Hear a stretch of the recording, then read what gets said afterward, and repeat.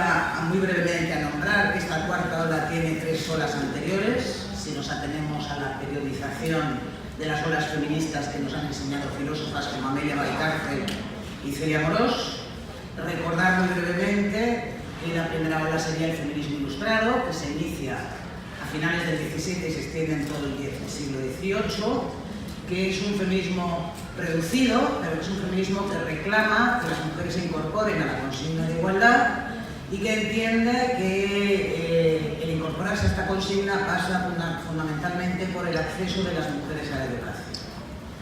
Figuras emblemáticas que todas conocemos de ese feminismo ilustrado serán, por ejemplo, y las tenemos aquí, Olimpia de Gouges o Mary Wollstonecraft. La segunda ola se inicia en 1848, se extiende hasta 1948 y es el feminismo sufragista, es decir, la lucha por la conquista del voto femenino. Y esa ola se inicia, como también sabemos, con la declaración de Seneca Falls, que fue el acta fundacional realmente del sufragismo que luego se extendió más de 100 años.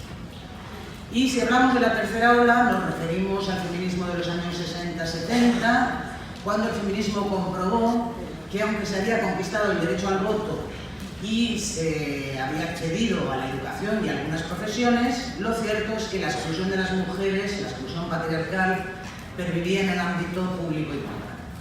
Esta tercera ola tiene sus fermentos teóricos en el famoso Segundo Sexo de Simone de Beauvoir y en ella hay figuras tan conocidas como Kate Millett, que aporta al pensamiento feminista y al movimiento feminista nociones como la de patriarcado o la de género. Este recorrido sumario por las horas me lleva a hablar de esta cuarta ola a la que se dice que estamos asistiendo hoy, y que no sería comprensible sin la herencia de estas olas anteriores. Pero yo creo que para saber si estamos o no estamos ante una cuarta ola nos tenemos que preguntar varias cosas. Nos tenemos que preguntar qué la impulsa, cómo se expresa y quién es la protagoniza. Yo voy a hablar muy poco del qué y el cómo y voy a centrarme, como he dicho al inicio, en el quiénes, es decir, en el sujeto o el problema del sujeto político feminista hoy. En cuanto al qué, bueno, quiero empezar por decir que después de las grandes conquistas feministas en sus más de 3 siglos de historia, lo que hoy está sacando al feminismo a la calle y lo está convirtiendo en un movimiento de masas, yo creo que es no solo, pero entre otras cosas fundamentalmente, una auténtica insurrección, una rebelión contra la violencia sexual. El feminismo se está convirtiendo en un movimiento, como digo, de masas, en una fuerza reactiva contra la pervivencia y el recrudecimiento de esa violencia. Pero claro, ¿de qué hablamos cuando hablamos de violencia sin más y de violencia sexual? Cuando hablamos de violencia sexual estamos hablando de una forma de agresión y de opresión que está tan enraizada en nuestra cultura que es percibida como el orden natural de las cosas o que ni siquiera es percibida. Yo la primera pensadora que conozco que habla para esta violencia sexual de terrorismo sexual es una norteamericana que se llama Carol Sheffield, que ya en 1984 dice que la violencia sexual es poder sexualmente expresado. Y dice que ese poder se expresa de muchas maneras. Ella dice que se expresa como violación, como acoso, como maltrato, como asesinato, como pornografía, como prostitución, como trata. Y a esta lista de Sheffield habría que añadir también hoy en día otros fenómenos como es, por ejemplo, el poder sexualmente expresado que se ejerce en la práctica de los vientres del río. Por tanto, y muy brevemente, en cuanto al qué de esta cuarta ola de la que hablamos, yo diría que lo que la impulsa es una rebelión, una fuerza reactiva contra lo que creo que se está configurando como un nuevo paradigma del patriarcado, que yo diría que es el patriarcado violento, es decir, es la violencia patriarcal en sus muchas expresiones. En cuanto al cómo, el feminismo ha aglutinado a muchos sectores sociales y también a muchas mujeres y también mujeres jóvenes que se levantan hoy contra esta violencia sexual. Pero el feminismo tiene que conseguir que estas mujeres pasen y estos sectores sociales pasen del rechazo a la conciencia crítica.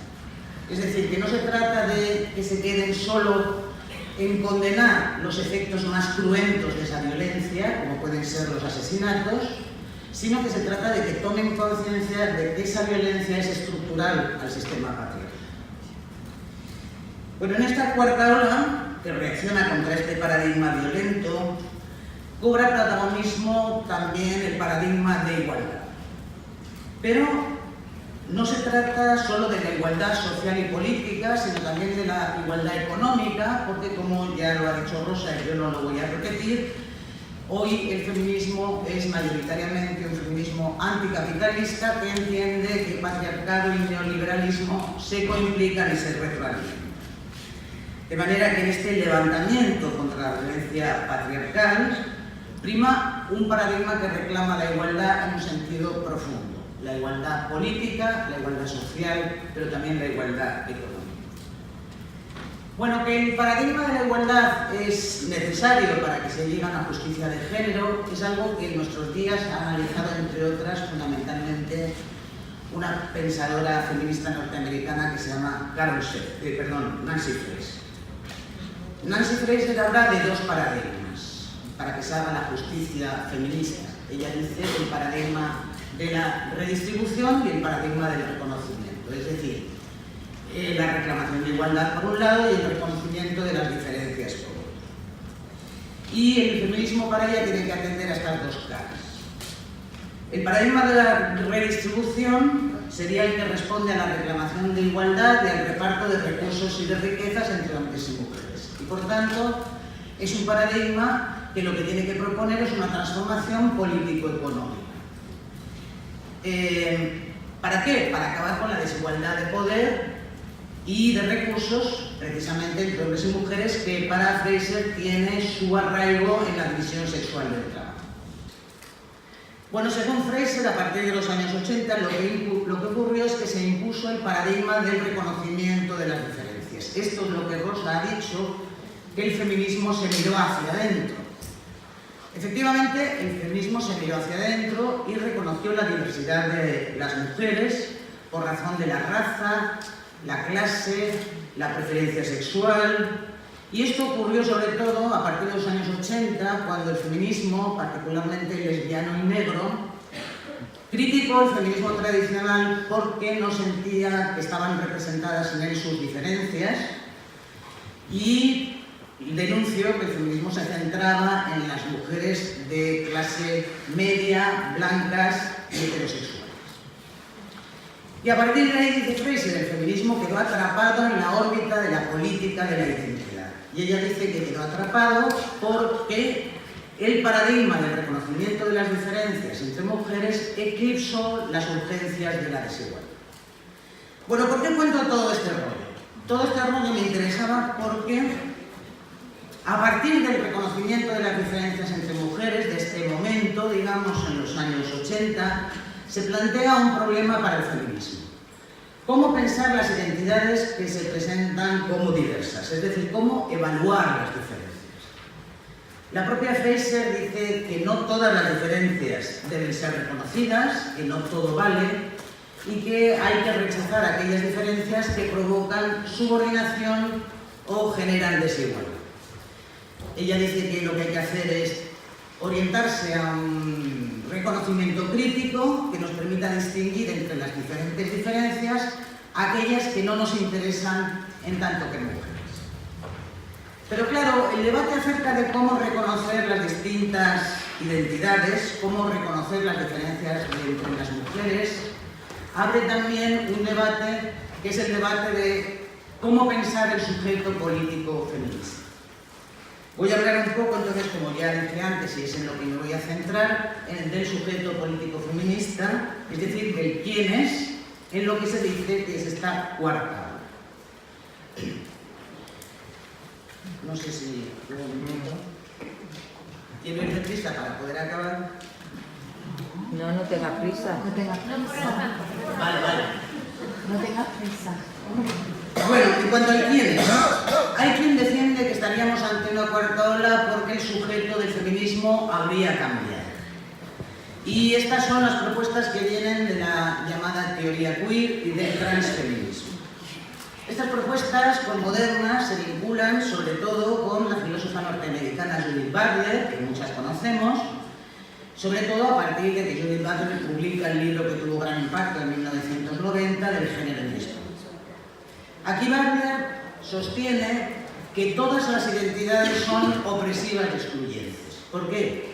Porque toda identidad establece unas normas a las que hay que ajustarse para pertenecer a esa identidad y deja fuera o excluye a todo aquello que no se ajusta a esas normas. De manera que si esto es así, si toda identidad es opresiva y excluyente, toda identidad debe ser deconstruida. Y Butler propone que también la identidad mujeres tiene que ser deconstruida porque, como toda identidad, es normativa y excluye a parte del grupo que dice representar. Ella, por ejemplo, lo dice en Nosotros Feministas: la identidad mujeres es siempre y exclusivamente una construcción fantasmática. Y lo es porque esa identidad feminista siempre excluye alguna parte del grupo al que pretende representar.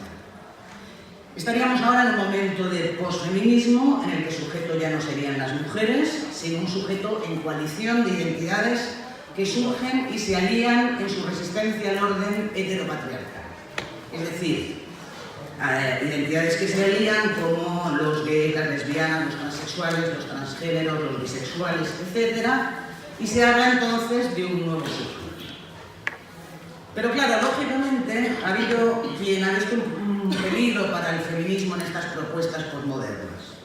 Así, por ejemplo, la pensadora norteamericana Sheila Benjamin le contesta a Butler que si deconstruimos la identidad mujeres, nos quedamos sin un sujeto político que pueda llevar adelante el proyecto de emancipación que el feminismo es. Benjamin escribe: quiero preguntar, y le está preguntando directamente a Butler, cómo sería incluso pensable de hecho el proyecto mismo de la emancipación femenina sin un principio regulativo de acción, autonomía e identidad. Es decir, lo que esta filósofa está preguntando es cómo es posible pensar un proyecto político de emancipación si no tenemos un sujeto político que lo lleve adelante. Fraser, por su parte, también piensa que seguimos teniendo que mantener el sujeto político mujeres y que ese sujeto es el que tiene que integrar el paradigma de la redistribución y el paradigma del reconocimiento, es decir, la reclamación de igualdad y el reconocimiento de las diferencias, y Fraser piensa que este es el proyecto feminista. Pero claro, el problema sigue abierto. ¿Cómo pensar ese sujeto feminista? Bueno, a mi juicio, el feminismo tiene que seguir manteniendo el sujeto mujeres. Si no como una identidad esencial, sino como una esencia, sí como una identidad estratégica. ¿Qué quiero decir con lo de identidad estratégica? Quiero decir lo mismo que ya decía la filósofa Rosa María Rodríguez Magda en 1999. La idea sería que la identidad estratégica de mujeres consiste en ser varias y diversas cuando se nos quiere adscribir a una misma identidad de género, es decir, cuando se nos quiere estereotipar, pero ser una y la misma cuando lo que se nos quiere es anular.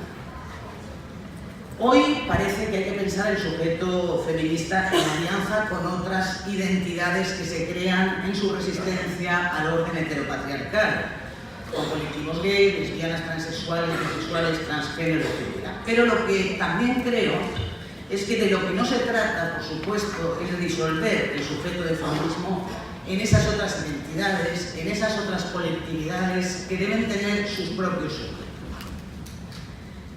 Lo que sí me parece urgente es que con las masivas movilizaciones feministas en la calle, con esta cuarta ola que se dice que está en puertas, repensemos, definamos y estabilicemos el sujeto político feminista. Porque no podemos dejar que se nos quiera usurpar el sujeto a las mujeres justo cuando ahora la lucha feminista más necesita de un sujeto fuerte. Un sujeto que tiene que llevar adelante un proyecto que sabemos que es muy fácil de enunciar y que es muy difícil de hacer, como es erradicar el patriarcado, y que lo tiene que hacer además a nivel planetario, a escala transnacional, reconociendo desde luego las diferencias entre mujeres, diferencias locales, culturales, de clase, de orientación sexual, etc. Pero reconocer esas diferencias no implica que no se pueda hablar de un sujeto feminista, no implica que podamos hablar de un posfeminismo, o no implica que podamos hablar, como hoy en día algunos discursos hacen, de una posmujer. Y yo creo que no se puede hablar de tanto post cuando desde luego todavía no podemos hablar de un post-patriarcado. Muy bien. Bueno, Bravo.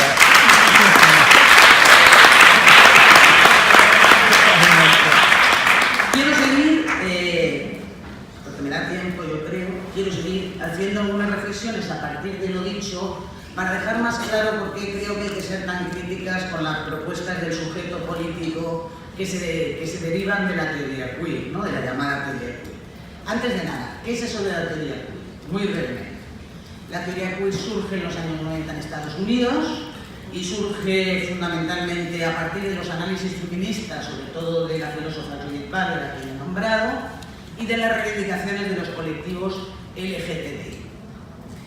A partir de ahí, lo que plantea es cuestionar el orden de género dominante, el sistema heterosexual, y declara su resistencia al heteropatriarcado, es decir, al sistema de dominación heterosexual.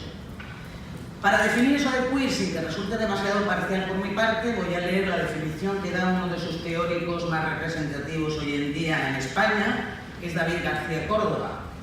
Dice García Córdoba: la teoría queer es más que la suma de gays y lesbianas, incluye a estos y a muchas otras figuras identitarias construidas en ese espacio marginal, transexuales, transgéneros, bisexuales, etc., a la vez que se abre la inclusión de todas aquellas que puedan proliferar en su seno. Y a partir de ahí se propone un nuevo sujeto, un sujeto transexual, transgénero, bisexual, que se supone que viene a dar el recambio al sujeto político feminista, es decir, al sujeto mujeres. Bueno, ¿por qué creo que hay que ser crítica con estas posiciones?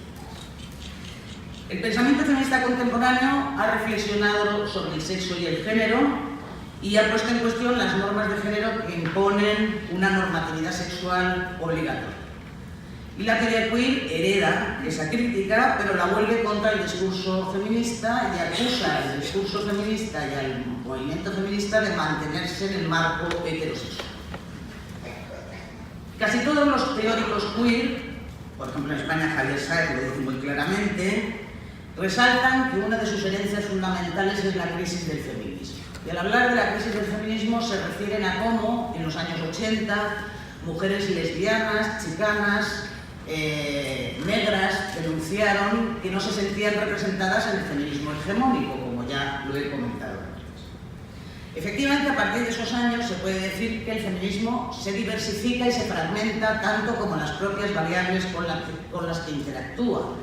Eso quiere decir que hablar de feminismo a partir de ahí será hablar de raza, de etnicidad, de alternativas verdes o ecológicas, de grupos de mujeres negras, chicanas y migradas en general, de preferencias sexuales, y que todo eso compone una red de variables que lógicamente diversifica los intereses de las mujeres según qué relaciones tengan con cada una de estas variables.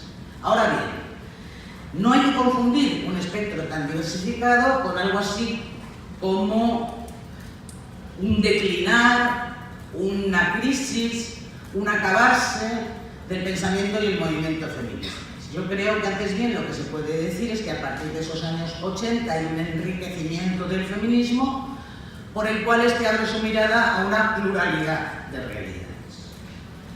En cuanto a la tesis de que las categorías de género, hombre, mujer, masculino, femenino, son un constructo histórico-social, esa tesis no se abre, como a menudo se nos pretende hacer creer, con el pensamiento queer. Esa tesis está firmemente arraigada en el feminismo contemporáneo, que ya analiza cómo esas categorías sirven para estructurar las relaciones de desigualdad entre los sexos. La idea de que el sexo está culturalmente connotado, es decir, que es una construcción político-social, tiene ecos precisos, por ejemplo, ya en Simone de Beauvoir, cuando ella nos dice la mujer no nace, sino que se hace. De manera que lo que quiero decir es que la concepción de que lo femenino y en particular, lo femenino en particular y también lo masculino son productos históricos sociales, es una concepción que está ya en el pensamiento feminista hace mucho tiempo y no se trata de descubrirnos ahora el Mediterráneo. Por otro lado, creo que reclamar como único objetivo reivindicativo el reconocimiento de las sexualidades no normativas, de las sexualidades gays, lesbianas, transgénero, transexuales, bisexuales, está muy bien, pero no es suficiente como proyecto feminista. Porque el feminismo no es solo un reconocimiento de las diferencias o de las identidades afectivas, sino que el feminismo también es, como hemos visto en Fraser, esencialmente una justicia de la redistribución de los recursos y de las riquezas. Y solo desde ahí sería posible hablar de un proyecto completo, de un proyecto ético, político, cultural, económico, etc.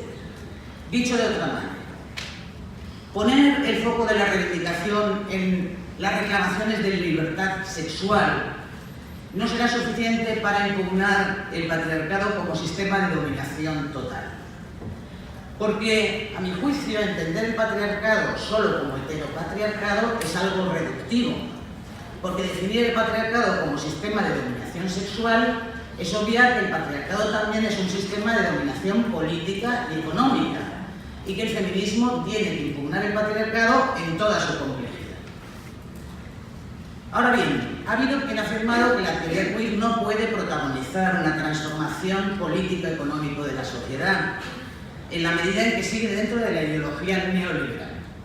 Esto, por ejemplo, lo dice una estudiosa de la teoría queer reciente que se llama Susana López Penedo, en un libro titulado El laberinto queer, y ahí Penedo escribe: la teoría queer es, sin lugar a dudas, como toda producción social, heredera de su tiempo. Hija de la posmodernidad, ha generado una serie de discursos que reflejan y a la vez refuerzan los lugares comunes de la ideología neoliberal que ha dominado en las 3 últimas décadas.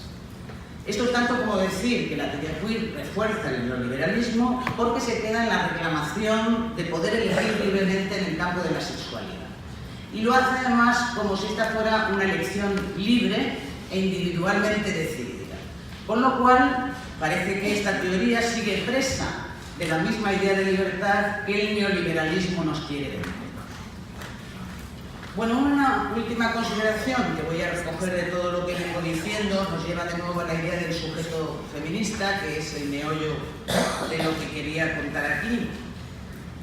No podemos admitir que se corte la hierba bajo nuestros pies y se pretende acabar con el sujeto mujeres justo ahora cuando el feminismo empieza a ser de nuevo un movimiento emergente. Las mujeres efectivamente pueden coaligarse con otros sujetos bisexuales, transexuales, transgéneros que están embarcados en la lucha contra el orden heteropatriarcal, es decir, contra el orden de dominación heterosexual. Pero que se dé una eventual coalición con esas otras colectividades no hace del feminismo una posición que venga a reducirse a ellas o a desaparecer de ellas. Porque en un mundo en proceso de globalización como el que vivimos y con un neoliberalismo galopante, la realidad material de las condiciones de vida de muchas mujeres hace que todavía haya que pensar el feminismo como un proyecto propio de emancipación política, social, económica, pero también personal. Y para este proyecto se necesita un sujeto fuerte, un sujeto mujeres que a pesar de sus diferencias tenga objetivos políticos comunes. Y las mujeres podemos tener objetivos políticos comunes porque sufrimos dominaciones comunes en tanto que mujeres. Bueno, por ejemplo, paradigmáticamente, la dominación del patriarcado del hétero.